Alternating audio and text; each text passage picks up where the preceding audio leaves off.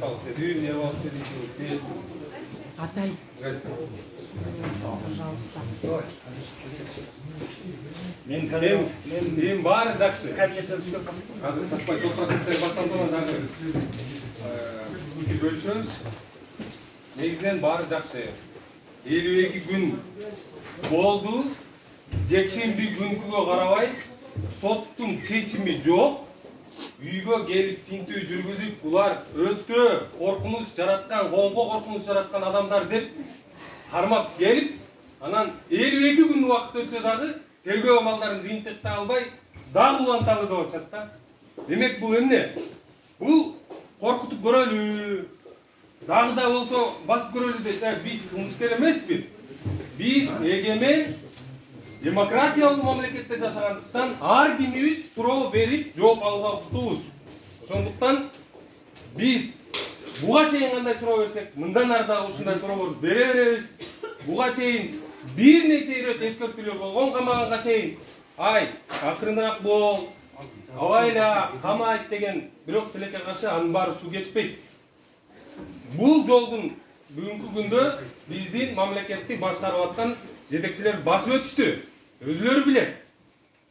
Камап коюу менен адамдын эркиндигин ала албайсың.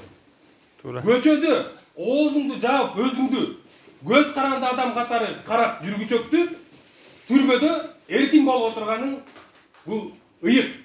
Ошондуктан башты жерге салып, көчөдө оозубузду жаап, пикир билдире албай жүргөндөн көрөп камакта отурганыбыз биз үчүн сыймык. Анткени эртеңки күнү тарыхтагы, биздин келечектеги уулдарыбыздагы кыргыз эли буга өзүнүн баасын берет. Кылмыш боюнча Ички иштер министрлиги эч кандай маалыматты коомчулукка деле берген жок. Эч кимде маалымат жок. Мына азыр керек болсо сиздердин колуңуздарга протоколду адвокаттарым көрсөтөт, карап көрсөңүздөр. Өзгөртүүлөр болуп атат. Эмне себептен Адахан Мадумаров менен Исхак Абсаматович экөө жок болуп калды. Бул уникалдуу тергөө фокус болуп атат да.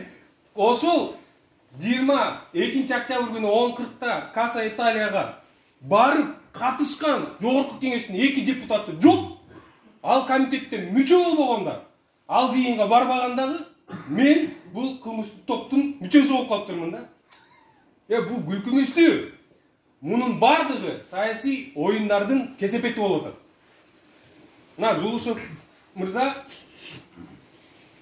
2 депутаттын кол тийбестигин жогорку кеңешке алып чыгыш керек эле. Демек ал киши аягына чыккан жок, ошондуктан буларды алып коюуну чектешти. Эми бул темперамент маселесинде төраганын саясий тагдыры чечилди. Эми менин оюмча башкы прокуратурада чечиле турган учур келип калгандай.